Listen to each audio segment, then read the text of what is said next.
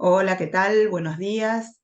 Bienvenidos al 11º Congreso ATEACOM de Teatro Comparado, argentino e internacional. Y yo tengo el enorme y gigantesco placer de coordinar esta mesa de conferencias plenamente internacional, desde dos puntos del planeta muy distintos. Acá coordinando desde Argentina a Polonia, aunque parece Venezuela, con el gran Carlos Di Meo, desde la Universidad de Bielkoviasa, y a Lorenzo Donati, desde Italia, desde la Universidad de Bolonia, que los dos nos van a regalar unas conferencias muy, muy hermosas. Ahí yo estuve chusmeando algunas cosas con ellos. Así que la idea para el encuentro de ahora es que cada uno pueda tener su tiempo para las conferencias y después dejamos un ratito sobre el final para intercambios, comentarios, consultas, preguntas, y por supuesto dejamos abierto el canal de YouTube para que puedan en el canal dar todos los comentarios que quieran. Así que bueno, bienvenidos Carlos, bienvenido Lorenzo. Y si les parece, vamos a hacer el orden del programa y vamos a comenzar entonces con Carlos Di Meo, que como dijimos es de la Universidad de Bielkoviala, y el título de su trabajo es Los procesos creadores del actor, de construcciones y construcciones de una teoría, filosofía escénica. Te escuchamos, Carlos. Bueno, muy bien, muchísimas gracias Natacha, y también gracias a Teacom y a todos ustedes por aceptar mi proposición en este día de hoy. Vamos a ver si esto funciona, ¿sí? Bueno, como hemos conversado un poquito, yo había pensado hablar un poco sobre determinadas cosas vinculadas básicamente con lo que vengo haciendo en la práctica escénica. Eh, y en la práctica también pedagógica del teatro, de la actuación, ¿no?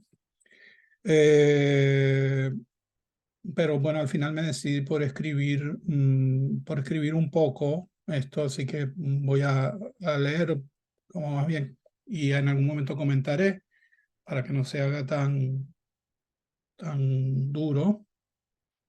Y bueno, luego podremos conversar o discutir algunos aspectos que puedan ser interesantes para ustedes, ¿no? Y después las preguntas que lleguen. Así que, bien. Y es un texto que combina como dos líneas para que se orienten, ¿sí? Una es el campo, digamos, entre comillas, de la dirección teatral, en mi trabajo como director teatral, director de escena. Y la otra es la pedagogía del actor o la enseñanza de los procesos creadores o las formas de expresión y los procesos creadores, como yo le llamo más bien, ¿no? No exactamente de la idea del actor como un actor en este sentido literal del término. Así que ahí va a estar combinando esa doble conceptualización de la idea, de manera que cuando hablo a veces de la edición teatral, también un poco estoy hablando del problema de la pedagogía como tal, y ya vamos a ver en qué sentido de la pedagogía. Bueno, entonces más o menos esto comienza así, digamos, el texto comienza así, dice: yo llegué a la dirección teatral por varias vías, algunas empíricas y otras por apropiación de un marco de ideas que fundamentalmente intentaban concretar otros mecanismos creativos. Pero una de ellas es una cuestión que está ligada a la limitación que en ocasiones surge dentro de la escena, y se trata del encuentro con un cuerpo de actores profesionales e incluso de directores que tuvieran a bien hacer posible una convocatoria, aunque esta siempre en realidad fue escasa y limitada, y aún hoy en día lo sigue siendo, ¿no? Por algún motivo desconocido para mí, los directores tenían, o tienen incluso, podría decir, poca confianza en mí como actor. Y eso me obligó en algún momento, y creo que por ahora, hasta ahora, para siempre, a intentar llevar a escena mis propios procesos de creación. De manera que aprendí, en el sentido de Teodoro Adorno, dicho en el sentido de Adorno, por una vía negativa, es decir, operando exactamente por el camino del error y del extravío documental. Me sorprendió mucho hace algún tiempo atrás que leí en un artículo publicado en el diario La Nación que Vivi Telas, la creadora del biodrama, había afirmado, cito, me volví fan del error, el error como la producción de momentos nuevos. Empecé a mirar la realidad con ojos de teatro. Fin de la cita. Es un artículo que sale publicado el 27 de septiembre del 2019. Este proceso que creo yo nace también para Telas por vía negativa, pero aparte de otros procesos, lo que revela es que en su caso, en el trabajo escénico, hay un alto contenido pedagógico. Una pedagogía que no trata de enseñar algo, entre comillas, de transmitir, sino de confrontarse y de confrontar con una multiplicidad de voces. No obstante ello, el problema al que nos enfrentamos tiene un doble rasero, porque a la par de las experiencias, la frecuencia del error y el fracaso me condujeron no exactamente por un camino lleno de tropiezos, sino por una constante indagación de muchos aspectos que fueron, e incluso lo son, todavía desconocidos para mí. Es así como empecé a preguntarme el porqué de ciertos artificios creativos. Aquí yo uso esta definición que la tomo del escritor y poeta, bueno, y narrador también, Jorge Luis Borges. En una de sus conferencias, él habla de los artificios creativos. Bueno, cómo estos ciertos artificios creativos se vuelven en determinados tiempos inoperantes y otros se reactivan, dependiendo de una serie de derivas que están presentes en el trabajo creador. Las preguntas y los conflictos que surgen de esta paradoja simple son casi infinitos e innumerables aquí. Y cuando trato de sintetizarlos para convertirlos a todos en un solo bloque, me lleva nuevamente a una confluencia de nuevos errores. Dicho de otro modo, por la vía negativa se va hacia lo positivo, como si se tratara del revelado de una foto en un sistema que ya casi no se conoce.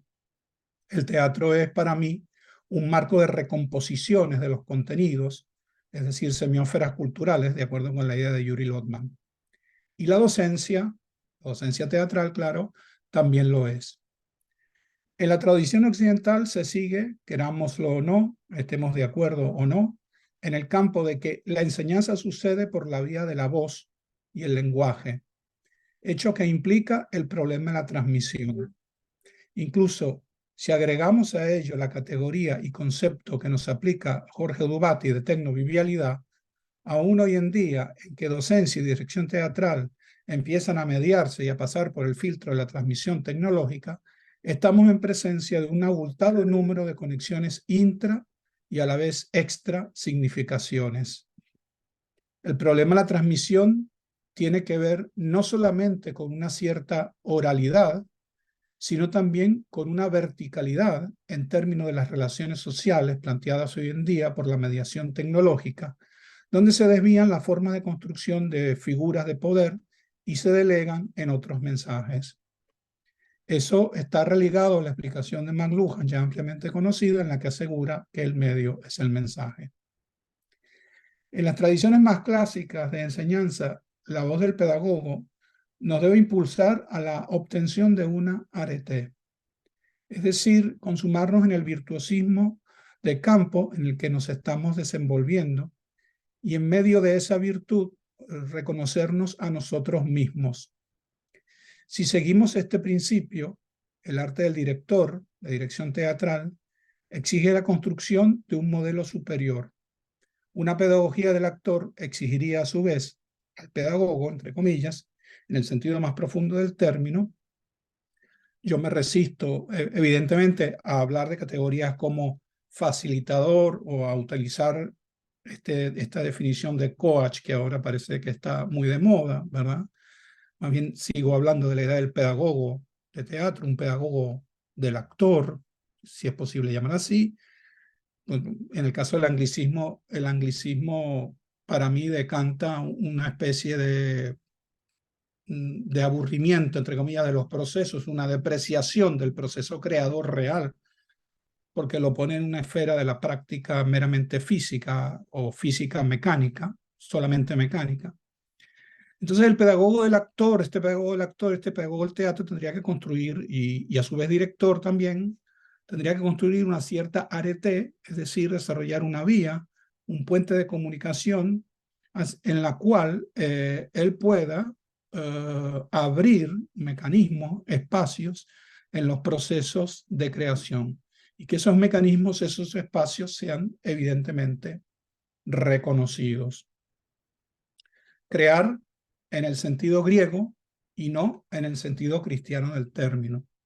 Recordemos que, por lo menos para mí, la diferencia sustantiva entre el Dios griego y el Dios cristiano radica en que el primero, es decir, bueno, me refiero en este caso al cristiano, el Dios cristiano crea de la nada, es decir, no necesita la materia, mientras que el segundo, el griego, crea efectivamente a partir de la materia.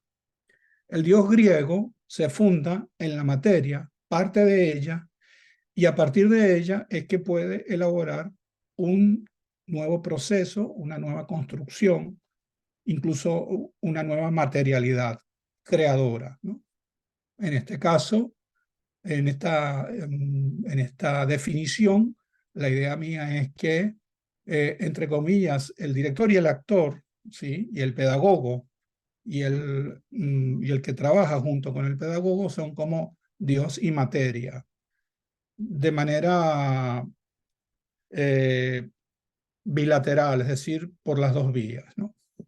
De modo que la consecución de un pedagogo del actor que busca una arete, es decir, una virtud, al mismo tiempo relaciona su búsqueda con la idea de una eudaimonía, o lo que se traduce como una vida floreciente y feliz. El actor, este pedagogo y este regisseur o este director buscan por esa vía de la eudaimonía hacer, y con esa virtud que tiene este pedagogo, hacer que ese actor tenga una vida floreciente y feliz, en el sentido de que ese material de creación sea realmente vivo, que exista sobre la escena. Bueno, que se traduce, repito, como una vida floreciente y feliz, y que únicamente se logra viviendo virtuosamente y desarrollando todas las facetas de la propia humanidad. El cuerpo actor, por ahora lo definimos así, a falta de una definición más precisa sobre el actor mismo, sobre el cuerpo de aquel que desea ser actor. La palabra actor yo la estoy usando aquí, pero confieso que todavía es problemática creo que para expresar adecuadamente la idea que quiero expresar. Pero bueno, el cuerpo actor, por ahora, como hemos dicho, se debe desarrollar virtuosamente, no en la ejecución de determinadas habilidades necesarias, por demás, obviamente, sino en la de un proceso eventualmente, lo que llamaríamos un proceso creador. Si por favor, Nati, si puedes, vamos proyectando las imágenes a partir de este momento. Espérate que tengo yo que salir de aquí para volver. Ok. El artista es un creador en un sentido superior, y por lo tanto el logro de esa consecución está determinada por la propia acción, por la actividad exterior e interior del pedagogo teatral. Lo que ustedes están viendo allí son algunas imágenes del trabajo, por cierto, de la pieza de Héctor Levi-Daniel, Las mujeres de los nazis, y durante el proceso de ensayo.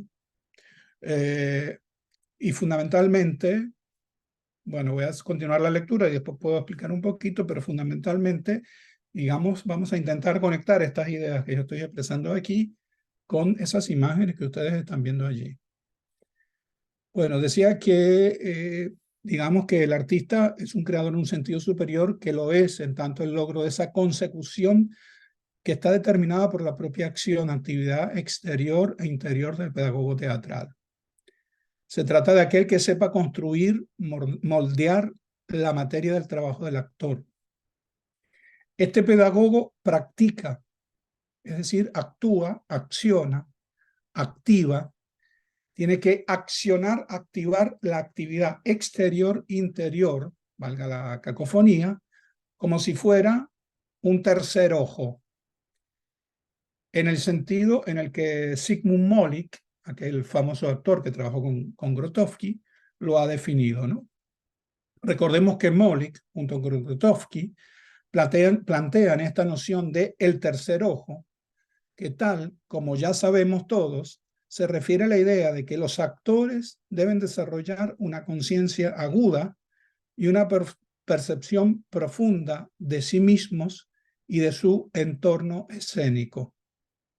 Recordemos a su vez que Molik y Grotowski creían que los actores debían ir más allá de la actuación superficial y acceder a un nivel más profundo de la experiencia y la autenticidad que se produce en el escenario.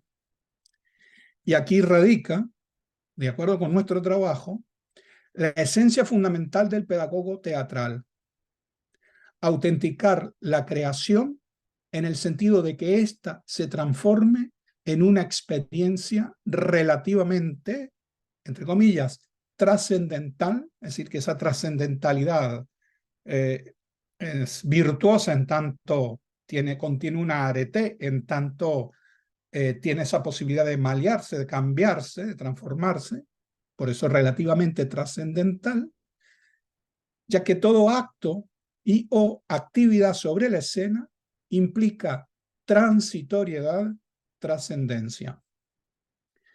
Por cuanto no hay ninguna pedagogía esencial, única, no hay una sola pedagogía, hay tantas pedagogías, creo yo, como propuestas de creación pueda haber, no hay un camino unívoco que se active bajo el dominio de este es el proceso.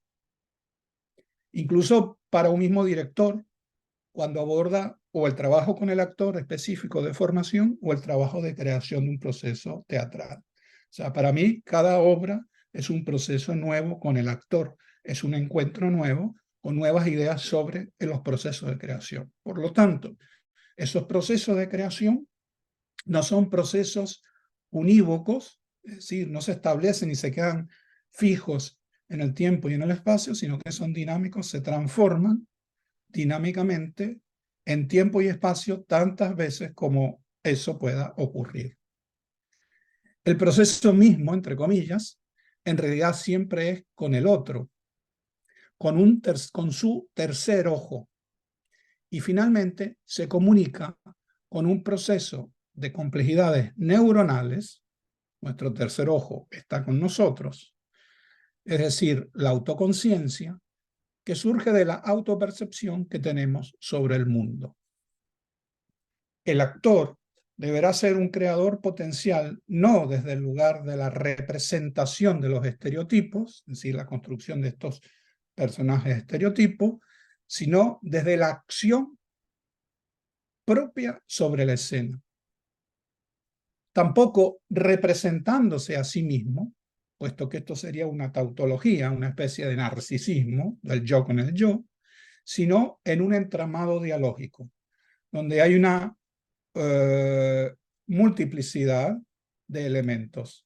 El actor o la persona, el personaje, o lo que llamamos personaje, si así se puede definir, esta idea de toda la obra en sí misma. Mi trabajo escénico, y no sé si las imágenes lo muestran, lo exponen, Pero mi trabajo escénico parte siempre de un hecho que, si se quiere, es simple y básico, único e irrepetible: la persona. Ni siquiera parte desde una idea del actor ni del creador, tampoco el actor o el creador o la persona como un hierofante. Se trata básicamente de la persona. La persona está allí, el humano en el más puro sentido de su existencia. El mismo que sube en un determinado momento de su vida al escenario, no bajo determinados conceptos sociales, no bajo determinados conceptos filosóficos o de otra índole, sino solamente él o ella, claro. Por ello, la vía es negativa, ya que en cierto modo esta existencia de la persona, entre comillas, es un conocimiento puramente metafísico y por lo tanto una contrariedad. De modo que no estoy entendiendo, comprendiendo a esa persona ni como ser ni como ente en los conceptos. No trabajo con un ser, si trabajo con una persona, claro, pero no trabajo con el ser ni con un ente. Trabajo con la persona directamente. Es simplemente ella o él en un espacio. La persona cuerpo, la persona es persona, entre comillas, y cuerpo al mismo tiempo, la persona cuerpo, con todo su mundo por delante y por detrás, su historia personal, por supuesto con su historia, su pensamiento, su memoria, sus ideas más básicas y más complejas, sus virtudes y sus defectos, con su persona, aunque esa frase no me gusta, pero con su persona. Se coloca allí, justamente allí, en un punto en el escenario, en el centro del escenario. Y este es fundamentalmente su punto de partida y mi punto de partida. Simplemente se trata del estar, entre comillas, en un lugar que siempre va a ser central. Cualquier punto donde se pare el actor va a ser central. Es decir, el centro de la escena no es el centro del escenario, propiamente dicho, en el espacio, sino el lugar donde esté esa persona que en ese momento se va, digamos, a transformar en el actor. ¿Por qué? Porque es el punto de mira desde donde lo miramos los otros, llámese espectador u otro, otra edad, etc. El segundo aspecto central para mí es el lenguaje. Aún tengo la idea de que el teatro posee una muy estrecha relación con el lenguaje, con la palabra y con el texto. Al contrario, o a diferencia del cine, en el que el actor está siempre supeditado al director, al encuadre de la cámara, a lo que la imagen diga, en el teatro el actor es el eje central de todo eso. En el cine, por ejemplo, la narración la ejecuta todo lo otro, y el actor, en el caso del cine, es un elemento más del conjunto narrativo que está supeditado a la cámara. El actor está fuera del lenguaje, porque el lenguaje del cine es la composición, aquello que Gilles Deleuze tituló muy bien, la imagen tiempo, la imagen movimiento. El actor en el cine podrá intentar cualquier cosa, pero si no está en el encuadre, en el contexto de la historia, simplemente no está. Quien narra en el cine después la cámara con sus tomas, su manera de ordenar los elementos, la capacidad descriptiva, aquello que Eisenstein y Deleuze han tratado suficientemente. En el cine el actor es solo un objeto en el encuadre. En el teatro es exactamente lo contrario.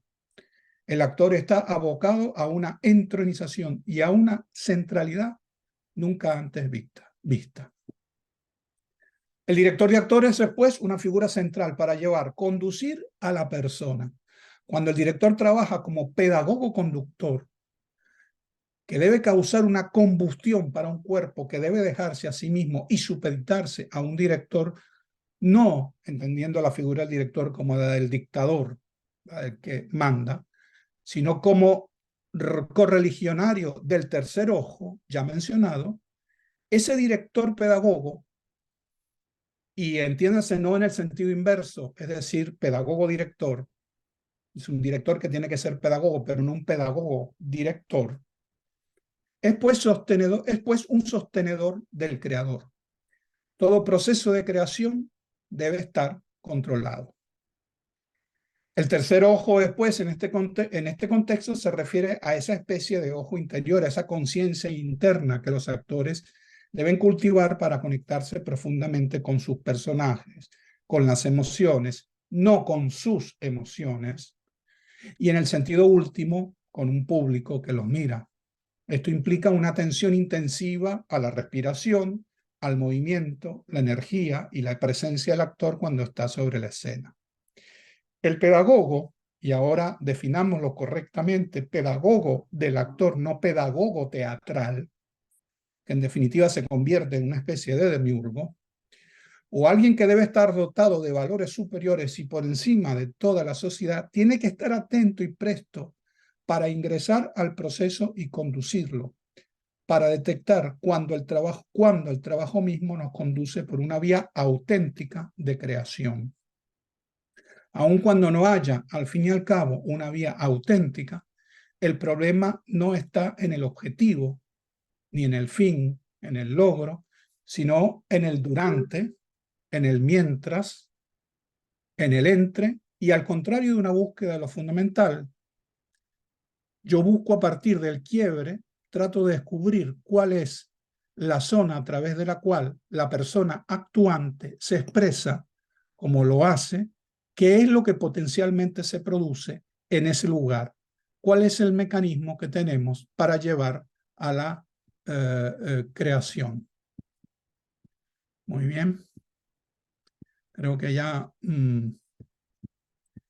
rápidamente termino, porque me quedan 5 minutitos.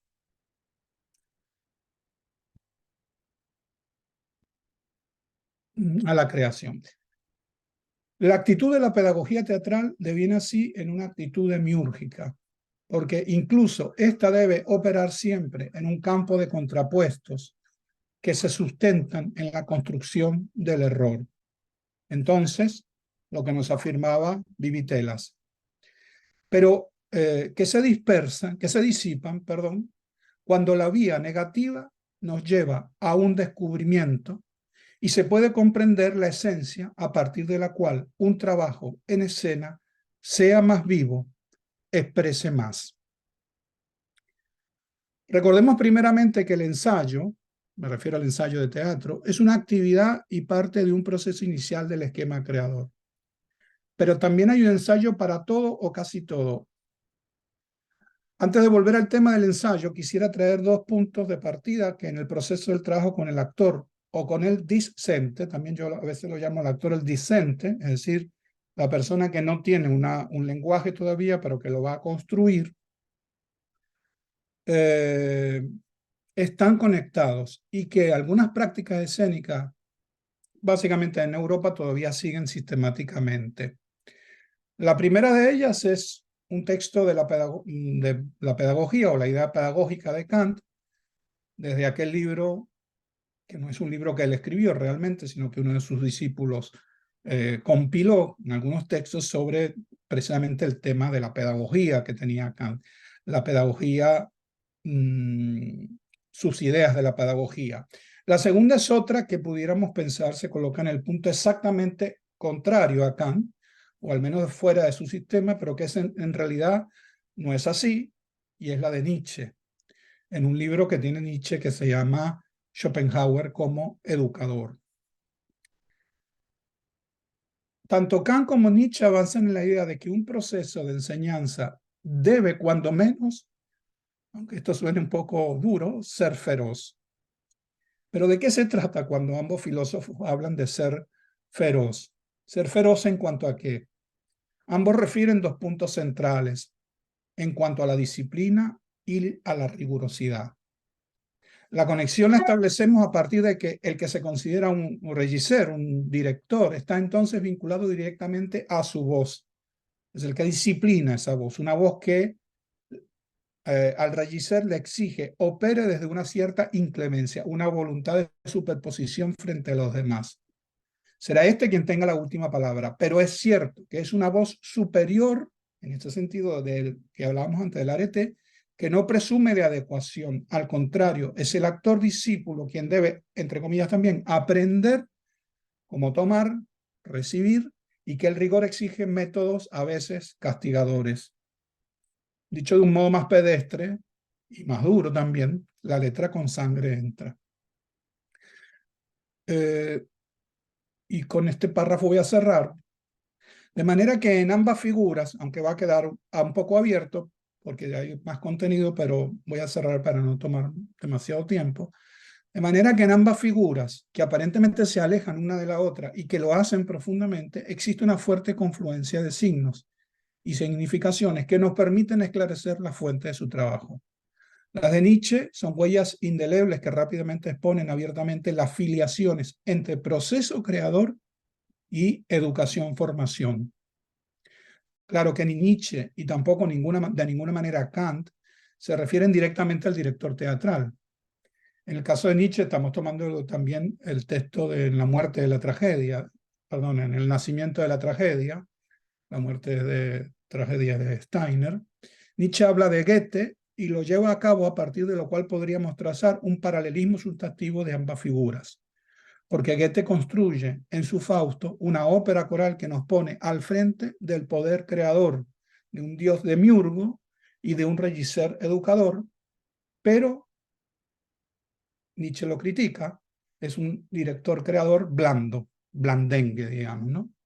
El Mefisto goetheano no es maléfico, es más bien dicharachero, un borrachín que se pavonea entre tabernas, placeres y bienestar. Y el Fausto es siempre un aprendiz, medio perezoso, aunque pareciera lo contrario, que se sostiene de un saber muy ordenado y, por supuesto, Goethe, su fiel retrato. Mefistófeles es su director coral quien le organiza el bien y el mal, pero siempre para el placer cómodo. Bueno, voy a cerrar porque me parece que estoy pasado del tiempo. El filósofo poeta o poeta filósofo, y en este caso el director, este director creador del que yo hablo, con ese actor, no deben actuar en este sentido como nos lo plantea Nietzsche en relación con Goethe. No deben actuar en el lugar del placer. Esta virtuosidad, esta arete que buscaría este director creador con este actor creador, para llamarlo de alguna manera, no debe fundarse en la fuente del placer en el sentido de él dejarse estar como si el proceso creador fuese un proceso de místico, misticista. Es un proceso de trabajo, de construcción con el lenguaje, el cuerpo, la voz y la mente. Lo que nos quiso decir Nietzsche es que es necesario poner ambas cosas, dolor y placer, en un mismo plano. Si Nietzsche comparaba a este hombre apolíneo de Goethe y lo contraponía con un hombre, en la obra de Rousseau incluso, con el hombre dionisíaco. Él pensaba que este personaje, esta forma de concebir esta pedagogía rousseauiana era revolucionaria, era dionisíaca. El hombre goetheano es una fuerza, pues, conservadora y tolerante, pero corre el peligro, como ya he dicho antes, de generar en esta especie de un estar que puede ser contraproducente al proceso de la creación. En cambio, y con esto cierro, nosotros buscamos una vía doble, es decir, lo que decía al principio, por la vía negativa, por el error, por la infrecuencia, por el fracaso, por el choque, por esta dureza de la que ha hablado ahora en cuanto al concepto de Nietzsche y de Kant, de esta ferocidad, de la dureza a veces del proceso creador, queremos encontrar una vía positiva. Es una vía de creación. Bueno, hasta aquí. Bueno, muchísimas gracias, Carlos, muchísimas gracias. No sé si voy a tener ganas de que me dirija. La dureza, la dureza. No, está muy interesante sobre todo por esa lectura de Nietzsche que haces en relación a la pedagogía de la dirección y de la actuación, ¿no? Que, bueno, nada, ahora vamos a charlar en un ratito. Bueno, perdón, Bueno, una cosita, es un sí, sí, poquito más sí. largo, pero después lo podrá leer la gente tranquilamente, sí. Sí, claro, va a estar editado en formato completo en las actas. Sí, Esto también lo anticipo, ¿no? Nosotros tenemos muchas ganas de que la edición de las actas sea una edición digital, así no tenemos inconveniente ni con la extensión de los trabajos, ni con la inclusión de imágenes en los trabajos, que muchas veces la edición de papel es un límite para eso, por la calidad del papel, la calidad de la imagen, el encarecimiento de la publicación y todas esas cosas. Así que bueno, perfecto. estamos ahí como pensando, terminando de delimitar las condiciones de la publicación y queremos mucho que sea digital, sobre todo también para que se pueda distribuir en el mundo, porque el problema de la distribución en la producción de conocimiento es durísima, ¿no? Tenemos universidades que publican tomos fabulosos, pero que después no tenemos cómo hacer llegar a otros lugares, incluso de la provincia de Buenos Aires, diría. Así que bueno, igual es un anticipo de algo para lo cual todavía falta bastante. Ahora sí, si les parece, les damos la palabra a Lorenzo Donati, de la Universidad de Bolonia, una universidad que en la Universidad de Buenos Aires queremos mucho, especialmente por la cercanísima relación con Humberto Eco, que fue como un gran mentor para los estudios semiológicos en nuestra universidad. Y el título de su trabajo es Jeroglíficos de la crisis, el teatro argentino de Buenos Aires en Italia en los últimos años. Te damos la palabra, Lorenzo. Bueno, muchas gracias y estoy muy contento y pleno de emoción de estar en esa mesa. Les agradezco mucho por esa ocasión de discusión y presentación de trabajo y de búsquedas. Bueno, mi intervención nace de una frecuentación del teatro argentino en Buenos Aires, lo que llegó a Italia en los últimos 20 años. He tenido también la oportunidad de estudiar teatro en Buenos Aires. He dedicado mi tesis de la universidad sobre el teatro argentino de Buenos Aires con Marco de Marinis, que es uno de los alumnos de Humberto Eco. Entonces, estoy muy contento 2 veces. Eh, He vivido varias veces en la ciudad hace unos años. En ese momento creo que, bueno, ha llegado el momento de, creo, intentar nuevos proyectos sobre las relaciones entre los dos países, de los recorridos históricos, reconstruyendo la difusión del teatro italiano en Argentina, por ejemplo, por lo menos a partir del siglo 1819 y llegando hasta el presente. Yo me ocupo del teatro contemporáneo y sí, estoy trabajando en Bolonia. Bueno, la idea de esa conferencia es utilizar como base de análisis la literatura crítica italiana y cuestionar los rasgos morfológicos comunes en las obras y textos de los artistas porteños que han llevado a Italia, a interrogar las representaciones, las obras como jeroglífico de la crisis, pero desde un punto de vista periférico, entonces América del Sur y sur de Europa, digamos. Voy a dividir la intervención en 3 partes, al principio con unas palabras de introducción, con los conceptos teóricos. La parte más central y con más tiempo es el resultado de esa investigación sobre la difusión del teatro argentino en Buenos Aires. Y voy a tomar 4 niveles. Uno son las iniciativas editoriales, lo vamos a ver. Las otras son las obras argentinas llevadas a Italia con sus notas críticas. Entonces, obras producidas en Buenos Aires. El tercer nivel es las traducciones de obras, entonces textos y estudios preliminares. El cuarto nivel serían las versiones italianas de obras argentinas, pero hechas para artistas italianos o por lo menos con presupuestos económicos italianos. con un pequeño estudio de caso que sería La modestia de Rafael Spregelburg con la dirección de Luca Ronconi del Piccolo Teatro en 2011. Obviamente voy a tratar de hacer una conclusión para ver cuáles son los resultados de la búsqueda. Bueno, empezamos con los conceptos preliminares. Para aclarar el concepto de jeroglífico,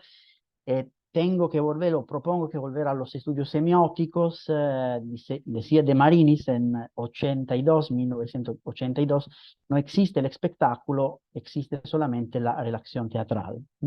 Entonces, los primeros estudios sobre el teatro y sobre la semiótica dejaron claro que toda la relación teatral es una relación bidimensional, que existe una dialéctica entre manipulación del espectáculo y autonomía creativa del espectador.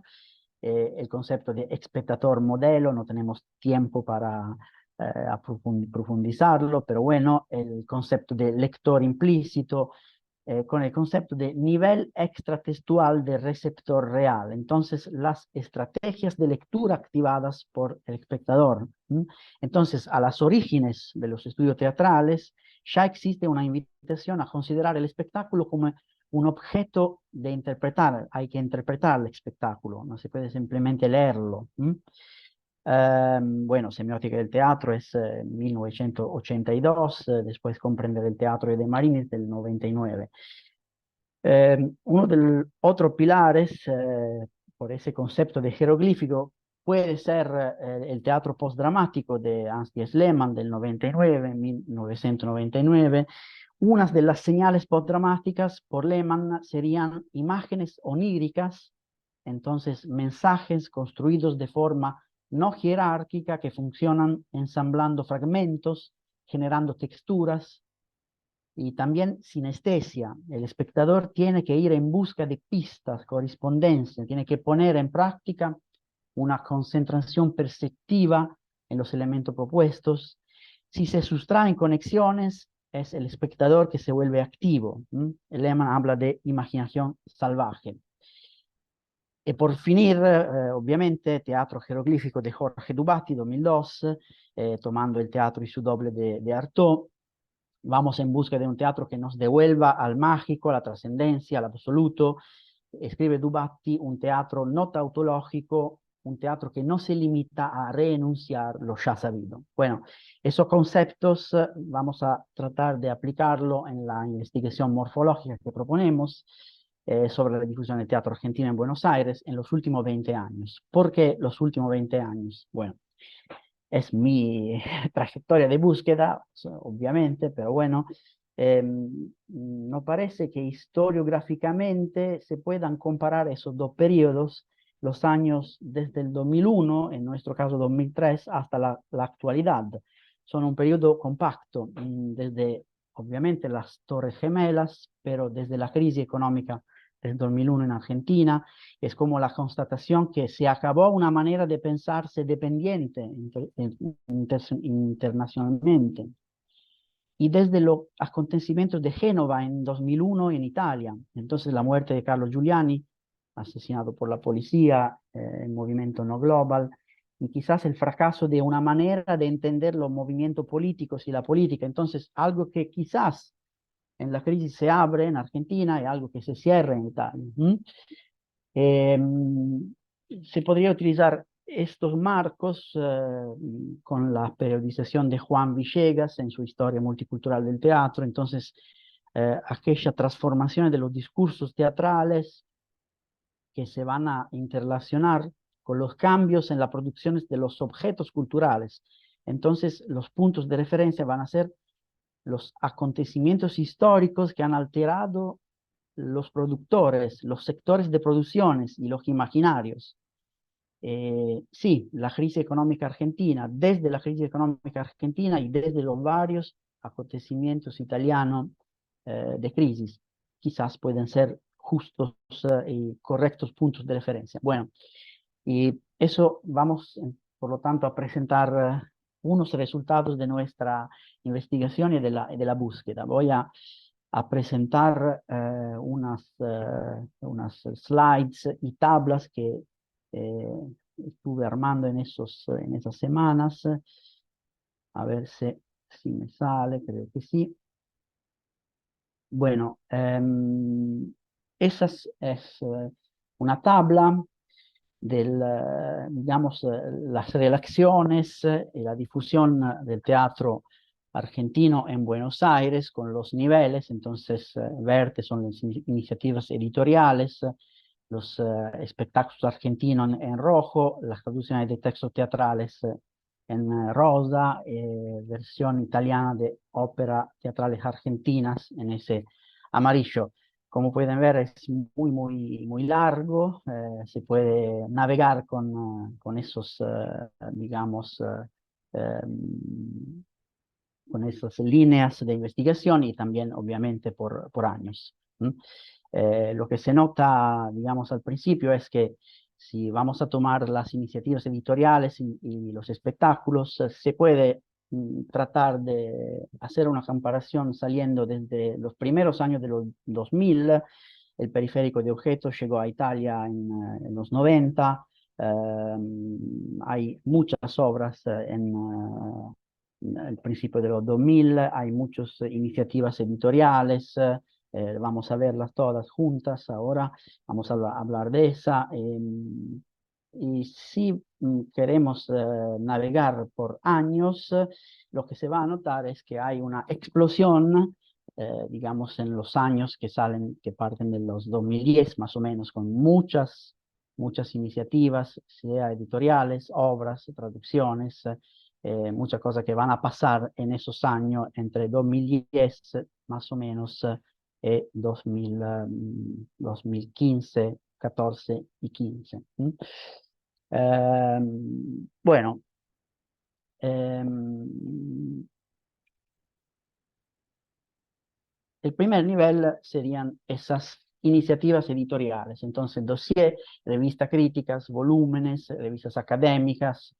Acá hay una lista, un listado, no hay todo está en la tabla y obviamente la tabla no está todavía terminada porque es algo que estuve armando en las últimas semanas, pero hay muchas cosas que están afuera, me doy cuenta ahora, entonces es una búsqueda que tiene que continuar. Se podría empezar de la revista Artaud, que es una revista, un semanal italiano, un especial Mi Buenos Aires Querido.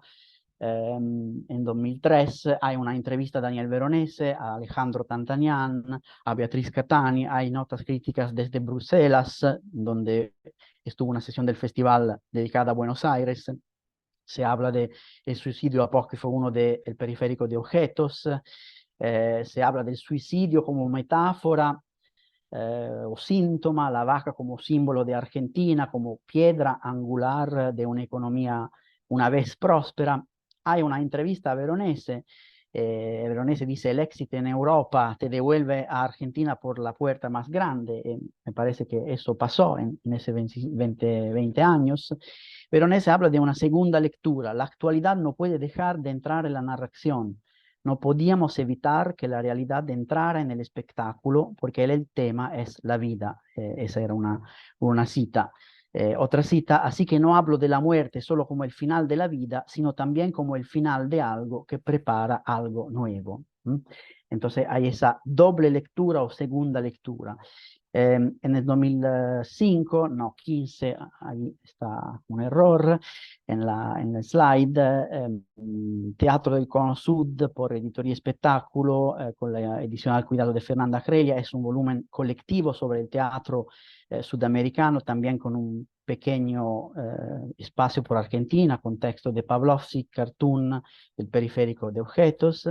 Quizás la cosa más importante de esos años es el Patálogo, que es el anuario del teatro italiano, editado por Ubu Libri y Franco Quadri, con el dossier Nueva Hispanidad, con el cuidado de Davide Carnevali y Emanuela Cherubini. Es una colección también de ensayos sobre el teatro hispanoamericano, con textos por la Argentina de Veronese, Spregelburg, Federico Reón, Javier Dolte.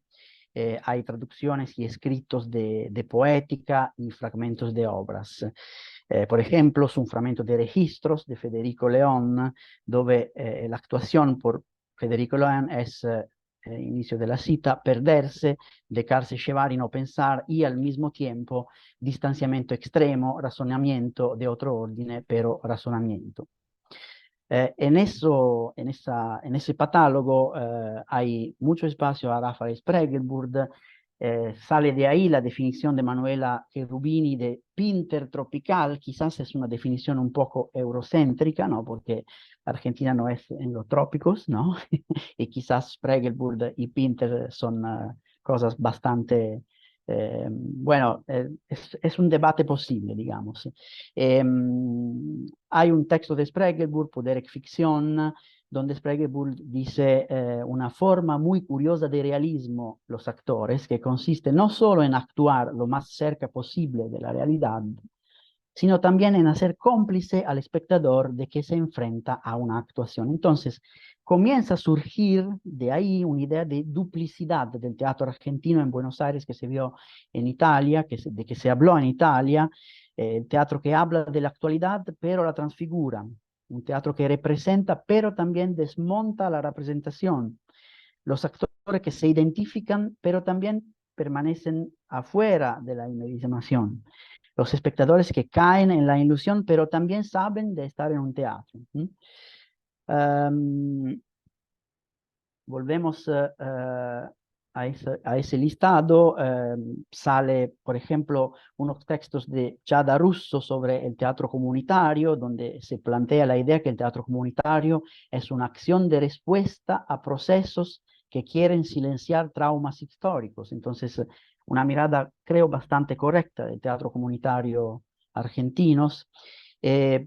Algo de muy importante otra vez es este volumen de Rafael Spregelburg, el primer volumen que incluye textos solamente de Spregelburg, el teatro, la vida y otras catástrofes, Burzoni, y quizás acá están las primeras y las únicas traducciones de textos de historiadores teatrales argentinos, Jorge Dubatti sobre la heptalogía y el ensayo de Natasha Koss sobre la paranoia.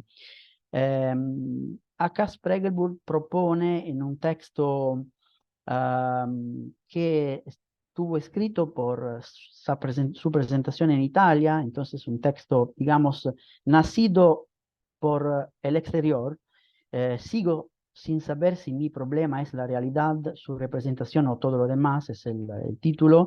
Y la definición es muy interesante de eurocentrismo en el teatro, que es considerar las ficciones como noticias de la crisis, algo que me interesa subrayar. Sale también en 2015 un texto de Cintia Edul, Cuentos nacidos de la interpretación, sobre todo sobre Ricardo Bartis, donde se propone una idea de teatrista que deriva de una opción antirepresentacional, afuera del texto, con al centro el actor.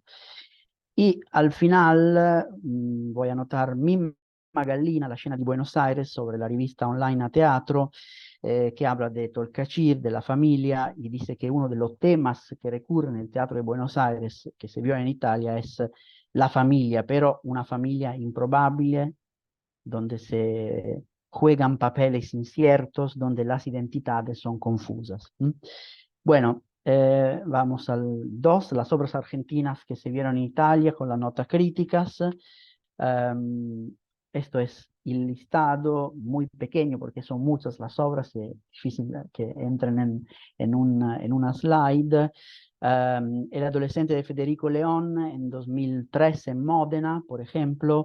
Máximo Marino en Istrio escribe es un teatro cuando el tema es explícito, incluso cuando el tema es explícito, la crisis que vive el país en la construcción de las representaciones se superponen capas que evitan cualquier simplificación. Entonces, el adolescente, la juventud, el crecimiento, pero crecer con los cascos adentro de los enfrentamientos callejeros. Entonces, no es crecer en cualquier lugar del mundo, es crecer cercanos de los factos del 2001 en Argentina. Se presenta Buenos Aires y todo en Torino y en Roma en 2009-2010. Acá quizás empiezan unos cuentos eurocéntricos. Daniel Alcudi de Krapplas Post dice que Buenos Aires es un país que recuerda a la Italia de antaño. En Buenos Aires la obra hay interiores con muebles desnudos y decadentes, tapicerías desaliñadas. Simone Nebbia hace un paralelismo en Teatro y Crítica en 2009 sobre la crisis económica de 2001 y la crisis italiana, y dice: las condiciones de crisis produjeron un florecimiento dramático, quizás eso pueda suceder también, pasar también en Italia. Andrea Pocosnich pero anota que el teatro de Spregelburg en todo es profundamente contemporáneo, nota el extrañamiento, la voz en off, los espacios y los entornos geométricamente iluminados. Entonces anota esa autonomía lingüística de la escena. En el 2010 Daniel Veronese: todos los grandes gobiernos han evitado el teatro íntimo en Sant'Arcangelo Festival. Yo le hice una entrevista sobre una fanzine del festival y Veronese comentaba que su teatro los espectadores tienen que probar la sensación que algo está afuera del lugar. Las escenografías no apropiadas, la eliminación de artificios teatrales, la falta de convencionalismo. En 2012 hay una focus sobre la escena argentina al Napoli Teatro Festival, 2 obras de Veronese, Los hijos se han dormido y Espía a una mujer que se mata, la trilogía de Claudio Tolcachir, El tiempo todo entero de Romina Paula. Sergio Logatto en Teatro y Crítica habla de El Chekhov porteño de Daniel Veronese y describe las paredes de la habitación pintadas con gran realismo, pero insinuando contornos desgastados, escenografía hueca, vacía, totalmente teatral, deliberadamente falsas. El último de esa línea es Emilia de Claudio Tolcachir en Brindisi en 2014. Gianfranco Capita sobre Il Manifesto, que es un diario muy izquierdista, habla de Emilia y dice: son espectáculos construidos a partir de los elementos existenciales de sus miembros, recuerdos, aspiraciones, vivencias. Teatro porteño está excavando en las raíces, liberándose de la gran crisis financiera y del fantasma negro de los horrores de la dictadura. El teatro con función social en ritual civil colectivo. Bueno, quizás esto es un rastro que nosotros los europeos quisiéramos encontrar en el teatro italiano, o en todo caso lo que escribe Gianfranco Capita, ahí se comprende lo que el periodista está buscando, lo que le gustaría encontrar, más allá que esto esté en la obra de verdad o no. Bueno, la traducción de las obras y los estudios preliminares, esas no son muchas. Rafael Spregelburg, Ectalogía de Hieronymus Bosch en 2010, una trilogía del Living de Claudio Tolcachir con edición al cuidado de Silvia May, 2012, Rafael Spregelburg Lúcido, todavía con la edición al cuidado de Silvia May. Muy interesante diseño de interiores, la introducción del estudio preliminar de Silvia May, donde dice que la omisión de la familia Coleman en Francia está traducida como el caso de la familia Coleman. Entonces, esas son las expectativas de sitcom, las expectativas de telenovela, las proyecciones occidentales sobre una familia aparentemente simpática. Y dice que la historia aparece a través de microseñales, teléfono que no funciona, corte de gas, medicamentos vencidos. Stefano De Matteis es un comentario a ese texto, entonces es una nota crítica sobre las dramaturgias. Stefano De Matteis sobre una revista académica, él es un professor di antropologia e di teatro, e él anota que el mundo de Tolcachir es un mundo de madres que se alinean en la búsqueda de una difícil, aunque deseada, continuidad. Y dice, pero quizás se ha perdido la continuidad y la normalidad de las formas rituales como la familia. La familia ya no responde más a ninguna ficción colectiva. El final es muy interesante, dice, todavía hay una frescura muy sureña en esos textos que hace de esa historia algo de trágico y definitivo, casi apocalíptico.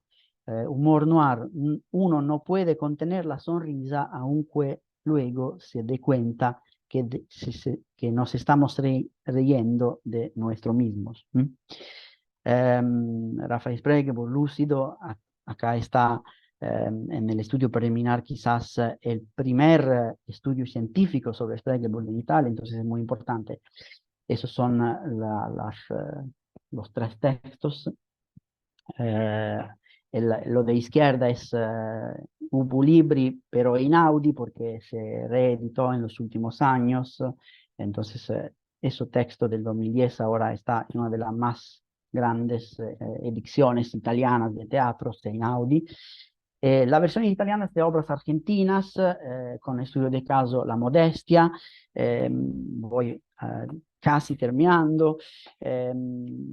Digamos, Bizzarra de Rafael Spregelburg nel 2010, con la dirección de Manuela Cherubini. Hay una entrevista de Gratiano Gratiani a Spregelburg que dice: queríamos sentirnos trabajadores en una ópera que era como una fábrica ocupada por trabajadores, una estructura que no permitía a nadie de ser el dueño de las ficciones. Eso es muy interesante porque es una producción de sentido no jerárquica, que de hecho es lo contrario de lo que está pasando en el teatro italiano reciente. Con el regreso del sistema de producción de teatro público, digamos, se producieron muchos artistas también independientes, del teatro independiente, pero adentro de un sistema jerárquico, y están muy sufriendo o desapareciendo los grupos, la creación colectiva. Entonces es muy interesante ahora, después de 15 años, ver qué pasó, más o menos. La Modestia de Spregelburg, vamos a hablarlo. Spam de Spregelburg, que estuvo escrito inicialmente por Lorenzo Gleieses. Stefano Casis habla de un énfasis que cae más en la representación y en sus enredos artificiales y menos en la realidad misma. Un juego de mecanismos, como si los mecanismos explicaran mejor que la realidad misma. Y al final, Mujeres soñaron caballos de Veronese, con la dirección de Roberto Rustioni y Renato Palatti, habla de una sociedad enferma, minada por un pasado incalificable, el imaginario deshilachado de los teatristas argentinos. Bueno, La Modestia, y después voy a las conclusiones. Ronconi, bueno, acá no tenemos el tiempo para hablar de Luca Ronconi. Ese texto, esa producción se vio en Spoleto en el 2011. Bueno, Ronconi es uno de los maestros de la escena teatral italiana del siglo XX, innovador, renovador, consolidador de la idea de dirección, trabajando con espacios y tempos no convencionales, rompiendo la axialidad de la visión en muchos casos, como escribe Claudio Longhi. Orlando Furioso del 69 es uno de las obras más importantes de la vanguardia teatral italiana, con varias escenas simultáneas. Ronconi fue entrevistado por Oliviero Ponte di Pino. Hay un archivo muy interesante, muy bien hecho, lucaronconi.it. Dice Ronconi: me sentí inmediatamente como un pariente suyo de Spregelburg, un sentido de las simultaneidades contemporáneas en un único texto. Es muy interesante la línea de dirección de Spregelburg. Dice Spregelburg: los actores nunca deben saber si están en una línea temporal o en otra, siempre deben estar como refugiados, viviendo constantemente la vida de otros. Entonces, en la versión de Ronconi, los actores se dan consejos en voz baja mientras pasan de una historia a otra. La Modestia está hecho con dos historias juntas. En la idea de Ronconi, la dirección se sitúa al mismo nivel que los actores, que no deben limitarse a construir personajes, son los actores que permiten que la ficción avance saliendo de ella. Entonces, acá vuelve la duplicidad del teatro argentino, ¿no? Resumida en el trabajo conjunto de los actores y del director, pero en ese caso, del director que pierde el control del sentido de la obra. Tres ejemplos muy rápidos. Sergio Colomba, El resto del Carlino, habla de un lenguaje inconexo, nervoso, inquietante. Este es el teatro que se debe a la era de la fragmentación, entonces nota la profunda conexión con la época, ¿no? Con la Argentina. Paolo Petroni, El Messaggero Veneto, fragmentación del show, del tiempo, de las palabras.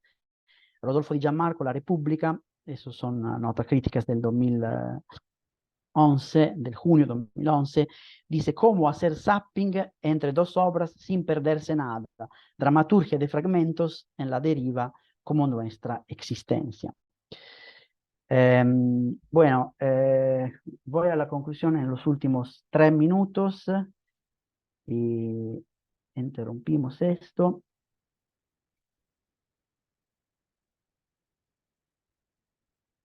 ¿Qué reveló la investigación? Entonces,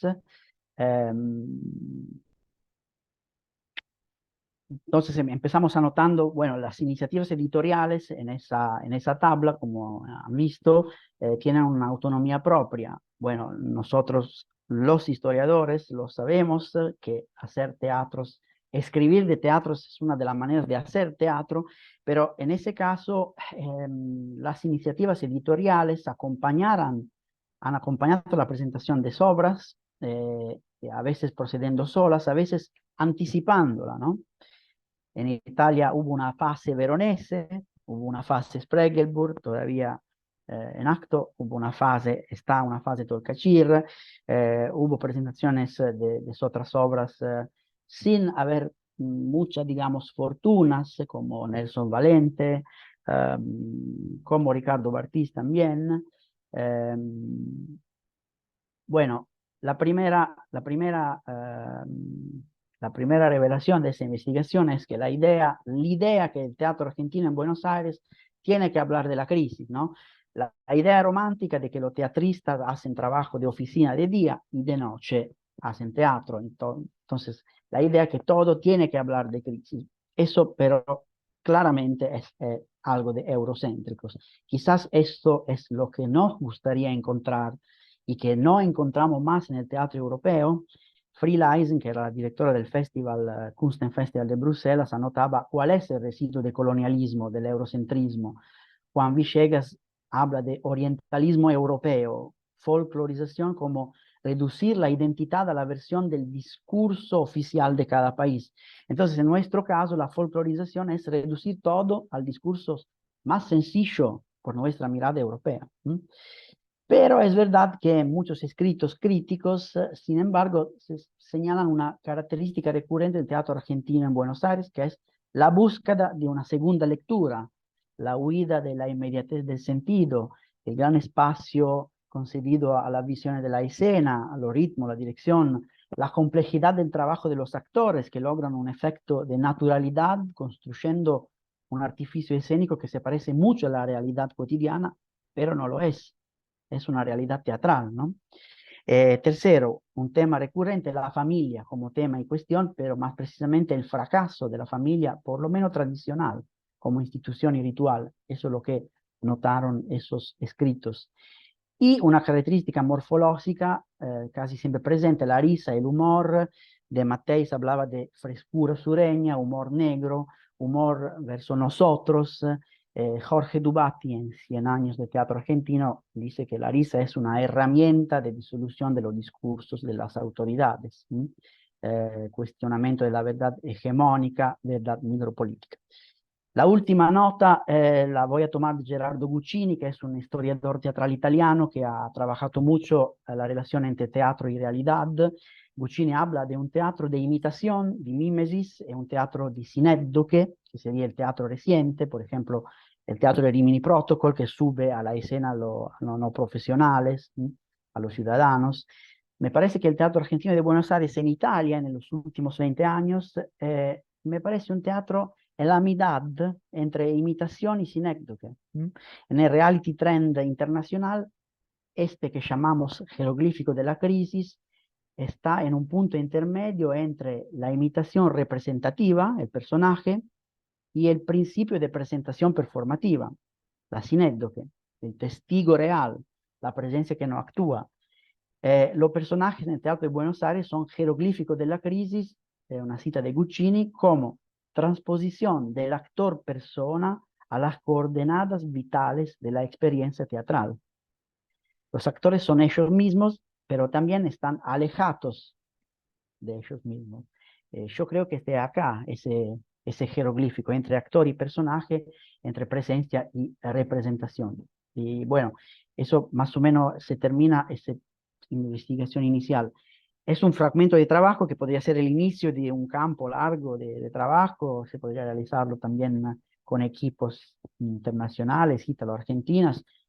Hay una primera cosa que se me ocurre a realizar en los próximos meses. Entonces, tratar de producir una historia oral de la difusión, en particular entrevistando los teatristas italianos y argentinos que hayan trabajado en obras de los otros, ¿no?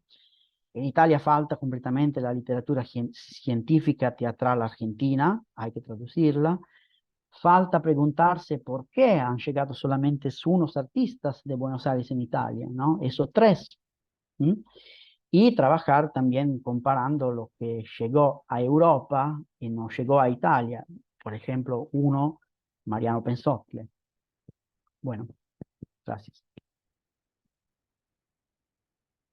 Bueno, hermoso, hermoso el campo de investigación que se abre, Lorenzo, porque una de las cosas que hablábamos por fuera de esta conferencia, ¿no? En las previas y en otras charlas de otras cuestiones, tiene que ver con que el flujo Argentina-Italia fue terriblemente fluido desde los orígenes del teatro moderno argentino, ¿no? Para nosotros fue importantísima la llegada de Pirandello y la difusión del teatro pirandeliano y la imbricación de Pirandello en la cultura argentina, en la cultura teatral argentina, para nosotros es fundamental.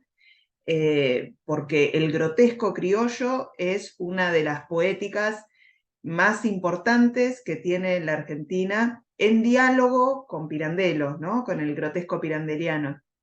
Pero además, bueno, por supuesto, todas las otras compañías teatrales que circularon a principios del siglo XX por Argentina, para nosotros son absolutamente fundamentales en la configuración de nuestro propio teatro, ¿no?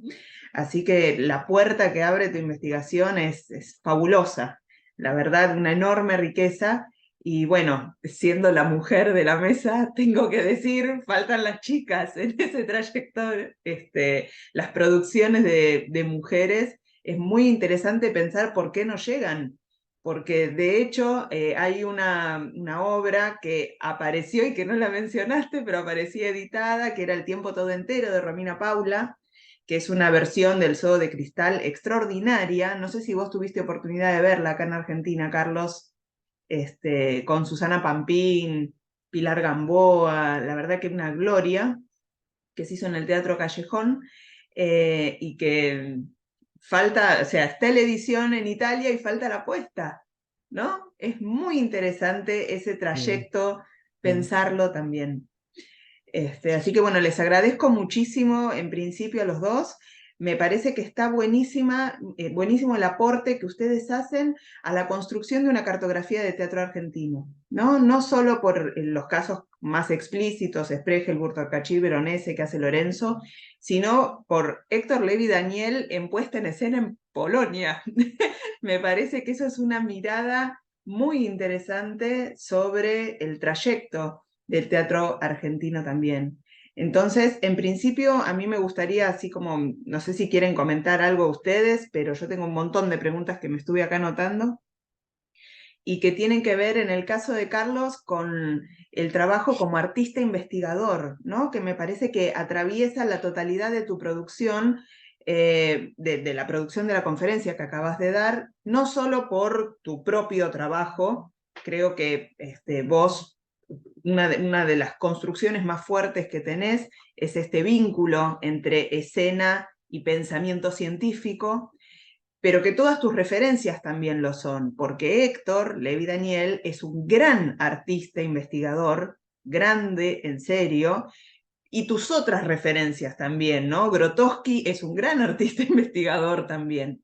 Entonces ahí hay una línea de pensamiento sobre el arte que con sus diversidades es muy consecuente, ¿no? Me gustaría que comentes un poquito cómo pensás esa relación entre el pensamiento científico y la escena, ¿no? ¿Cómo consideras que se nutre la una con la otra? ¿Qué pensás que tu aspecto científico le aportó a la escena y tu aspecto artístico le aportó a tu pensamiento científico? Bueno, primero que nada, muchas gracias por esa tremenda pregunta, difícil creo de responder, por lo menos brevemente. Además, agradecido, me gustó muchísimo, excelente exposición la de Lorenzo, así que creo que este es un diálogo muy interesante que habrá que seguir también en un futuro, seguro, ¿no? Bueno, con respecto a tu pregunta, creo que evidentemente es difícil de responder así brevemente. La verdad es, yo llegué por doble vía. Yo llegué un poco a trompicones, si se puede decir así, y por eso digo por una vía negativa, la ausencia de la posibilidad de poner en la práctica escénica lo aprendido inicialmente en la escuela de teatro. Primero mi primera formación fue como actor, cuando era muy joven, por supuesto, y después bueno, y ahí empecé a desarrollarme, ¿no? Entonces, inicialmente, siempre mi idea fue ser un gran actor. Creo que no lo soy, pero bueno, así la ilusión que tiene todo estudiante cuando ingresa a una escuela, ¿no? De teatro, fundamentalmente de teatro, eso sí, siempre estuvo claro. Tuve un gran maestro en Argentina que fue Ariel Bufano, y por supuesto eso para mí me marcó mi existencia artística. Lo tengo que decir con todas las palabras, ¿no? A él le debo gran parte de lo que creo que hoy en día soy. Pero bueno, concretando un poco, y después llegué a la investigación por una doble vía, por esto que decía Lorenzo, de que de día somos oficinistas y de noche somos teatreros. En América Latina en general creo que eso es una dinámica, y entonces, bueno, yo tuve que estudiar, en mi caso fue que tuve que estudiar educación como una salida económica a la vida y de otras índoles. Una historia larga, no vamos tampoco a andar en eso. Pero bueno, eso me permitió compartir dos espacios. El espacio de la teoría es un espacio que de una forma u otra, aunque uno no lo crea, está íntimamente relacionado con el proceso de la práctica. Es decir, y la pedagogía ahí también tiene una gran capacidad de acción en esa dinámica doble que es teoría-praxis, en el sentido profundo de la palabra. En algún momento esa ausencia de posibilidad de trabajar como actor, de desempeñarme en determinadas áreas, me obligó a entrar y a formar parte del teatro en un campo en el que era para mí menos limitado, que era el proceso de investigación, es la escritura de investigación. Y la escritura, que es otro de digamos, de mis aficiones, si puedo decir así, me llevó a tratar de ir cada vez más perfeccionando una escritura de qué es el teatro, cómo se puede abordar, de qué manera nosotros construimos los procesos de creación dentro de la propia escena. Esa combinación siempre me fue colocando en un espacio dual, en un espacio doble, en una duplicidad. Es decir, yo siempre siento, y todavía hoy en día lo siento, que navego en un territorio que es doble. Si al mismo tiempo que yo estoy procesando, digamos, un conocimiento teórico, por muy sencillo que sea, siempre lo estoy poniendo en términos prácticos dentro de la escena. Y esa imposibilidad mía misma de ser el actor, en este sentido amplio de la palabra, de las dificultades que uno afronta como creador dentro de la escena para construir el actor, en un momento cristalizaron la idea de cómo se construyen los procesos creadores, cómo es la forma de expresión de los procesos creadores. Entonces, sobre todo, creo que se cristalizó por un largo proceso de investigación durante mi vida artística, digamos, por la puesta en práctica de ciertas ideas, pero fundamentalmente cuando yo llegué aquí a Polonia. Y le digo así porque no solamente en el sentido de que Polonia es un país profundamente teatral en muchas formas, sino porque cuando reingresé a la esfera escénica, al espacio escénico, pero lo hacía en otra lengua, empecé a encontrar en esa dimensión algunos aspectos que me permitían observar de manera más amplia cómo eran mis procesos, mis formas de expresión, cómo yo me comunicaba con los otros y cómo los otros se comunicaban conmigo dentro del proceso escénico. O sea, cuando tú estás en la escena y no entiendes absolutamente nada de lo que estás diciendo porque la dinámica escénica, o de lo que te están diciendo, porque la dinámica escénica no te da tiempo de pensar. La lengua, el polaco es una lengua extremadamente difícil, extremadamente difícil. Lo sé con conocimiento de causa. Cuando tú entras en esa dinámica y escuchas al actor, al otro, que está contigo en escena, y no sabes exactamente qué te está diciendo, aunque tú lo sabes, porque yo lo estudiaba, papá, eso me llevó a confrontarme con cómo es el proceso de creación, cómo creamos, cómo construimos ese concepto, cómo transformamos ese proceso, cómo nos expresamos, cómo se expresan los otros. Entonces me abrió una compuerta que creo que yo no había visualizado del todo o en su dimensión más amplia, porque claro, era como aquel que le falta un sentido, ¿no? Es decir, aquel que no escucha o aquel que no sé, que es ciego, etcétera, que tiene que desarrollar otros sentidos para poder vincularse. Esa experiencia se retransformó en el laboratorio, lo llamo el laboratorio del proceso de creación, cuando a mí me tocó ya no estar dentro del proceso de actuación, sino del proceso de formación y de dirección. O sea, cómo tú construyes, cómo tú llevas a ese actor a un punto donde se produce ese proceso de creación, con una lengua en la que lo que yo explico con nuestro español, ¿verdad? No es lo mismo como lo puedo explicar con el polaco. En una cultura en que la dimensión cultural, incluso del teatro, me pone en confrontación. Y tengo muchísimos ejemplos, no lo voy a soltar aquí porque sería muy largo, pero creo que ese fue el punto de enlace con lo cual yo dije, aquí hay un camino de investigación, cómo es la creación, cómo se producen esas formas de expresión.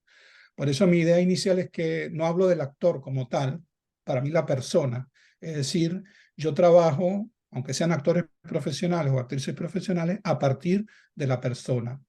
Entonces, cualquier cosa, incluso algo que uno puede considerar un error, entre comillas, dentro de la actuación profesional, ese es un punto de partida para desarrollar un proceso que creo que explota al máximo esa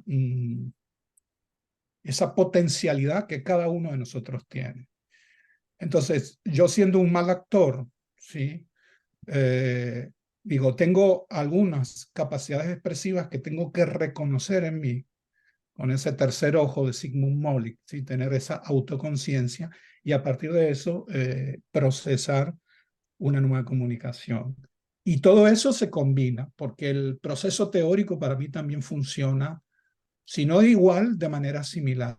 También nosotros cuando estamos elaborando un texto, ustedes lo saben, Lorenzo lo sabe, tú lo sabes, Natacha, muy bien, cuando estamos elaborando un proceso teórico, para mí es exactamente idéntico como el proceso creador cuando yo estoy en el teatro con los actores. Es decir, hay un punto donde tú explotas o explotas en el sentido positivo del término, sacas de ti ese máximo proceso creador.